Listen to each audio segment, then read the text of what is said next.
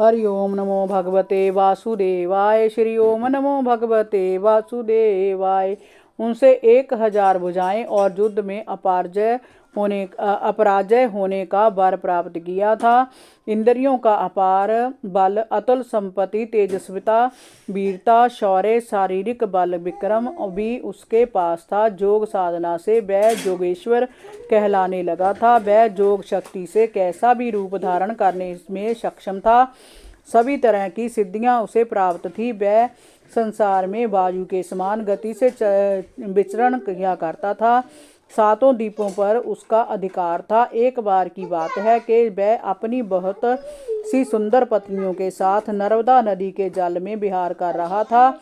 उस समय उसने अपनी 1000 बाहों से बलपूर्वक नर्मदा नदी के प्रवाह को रोक दिया।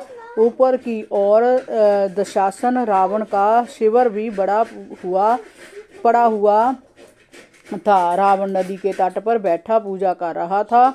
जब नदी की धारा उल्टी बहने लगी तो उसका शिविर डूबने लगा और उसकी पूजा की सामग्री भी जल में डूब गई। रावण अपने को बड़ा वीर मानता था। शक्ति के मद में वह किसी को भी अपने सामने कुछ नहीं समझता था। उसने पता लगाया कि पानी का प्रवाह रुक कैसे गया है। जब उसे सहस्त्रार्जुन की चतुराई का पता चला तो उसने उसके पास जाकर उसे खूब खरी खोटी सुनाई और उसे युद्ध के लिए ललकारा। सहस्त्रार्जुन ने उससे युद्ध किया और उसे बांधकर अपनी राजधानी महिष्मति ले गया। वहां उसने उसे बंदर के समान पिंजरे में बंद कर दिया। बाद में रावण के पितामह पुलस्त जी के कहने पर ही सहस्त्रार्जुन ने उसे छोड़ा। एक दिन सहस्त्रबाहु अर्जुन शिकार के लिए वन में गया तो वह दैववश जमदग्न मुनि के आश्रम पर जा पहुंचा। भूख प्यास से वह बेहाल हो रहा था। जमदग्न मुनि के आश्रम पर कामधेनु गाय रहती थी। उसके प्रताप से मुनि ने राजा के सैनिकों, मंत्री और सेनापतियों का खूब आदर सत्कार किया। जमदग्न मुनि के ऐश्वर्य को देखकर राजा हैरानी में पड़ गया। उसने कामधेनु को अभिमान वश अपने लिए मांगा तो मुनि ने उसे देने से मना कर दिया। इस पर राजा ने अपने सैनिकों से कहा कि इसे जबरन अपने साथ ले चलो। उसकी आज्ञा से सैनिक बलपूर्वक छीनकर उस कामधेनु को महिष्मति में ले आए। उनके चले जाने के बाद परशुराम आश्रम पर आए और राजा की धृष्टता का समाचार सुना तो वह तिलमिला उठे। क्रोध में भरे हुए परशुराम ने अपना धनुष और परसा उठाया और बड़े वेग से राजा के पीछे दौड़ पड़े। सहस्त्रार्जुन अभी नगर में प्रवेश ही कर रहा था कि उसने क्रोध में सांप की तरह फुफकारने परशुराम को अपनी ओर आते देखा। उन्हें रोकने के लिए राजा ने सेना उनकी ओर भेज दी। परशुराम ने देखते ही देखते अपने धनुष बाण फरसे से सारी सेना को अकेले ही गाजर मूली की तरह काट डाला। परशुराम की गति वायु के समान थी और प्रहार विद्युत की भांति थे। जिस ओर भी वह निकल जाते उसी ओर वीरों के शरीर कट कट कर गिर पड़ते। वह दृश्य देखकर राज सहस्त्रार्जुन को बड़ा क्रोध आया। वह स्वयं तेजी से परशुराम से युद्ध करने के लिए आगे बढ़ा। उसने एक साथ ही अपनी 1000 भुजाओं पर धनुष चढ़ाए और परशुराम पर बाणों पर की वर्षा कर दी, परंतु परशुराम जरा भी भयभीत नहीं हुए।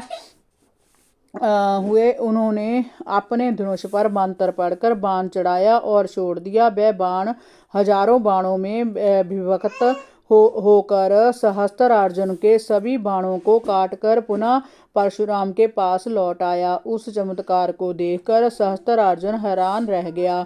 सहस्त्रार्जुन का एक विशाल पेड़ उखाड़कर परशुराम की ओर झपटा, परंतु परशुराम ने उसे भी छिन्न भिन्न कर दिया। उसके बाद परशुराम ने अपने तीखे बाणों से सहस्त्रार्जुन की 1000 बाहों को और उसके पहाड़ से बड़े सिर को काट डाला। पिता को मरते देख उसके लड़के और 10,000 लड़ाके डर कर युद्ध भूमि से भाग गए। परीक्षित, इस प्रकार परशुराम इन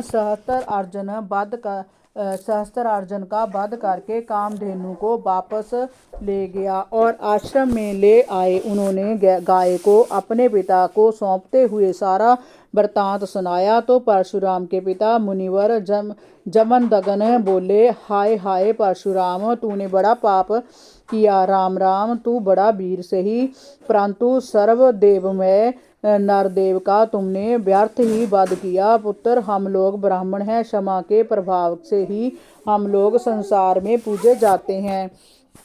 हमारी तो बात ही क्या, स्वयं सबके दाता ब्रह्मा जी भी क्षमा के बल पर ही ब्रह्म पद को प्राप्त हुए हैं। ब्राह्मणों की शोभा क्षमा के द्वारा ही सूर्य की किरणों के समान द्युतिमान उठती है। भगवान श्री हरि की भी क्षमा करने वालों पर शीघ्र प्रसन्न होते हैं। पुत्र, सार्वभौम राजा का वध ब्राह्मण की हत्या से भी बढ़कर है। जाओ, भगवान का स्मरण करते हुए तीर्थों का सेवन करो और अपने पाप कर्म का प्रायश्चित करो। हरि ओम नमो भगवते वासुदेवाय। श्री ओम नमो भगवते वासुदेवाय।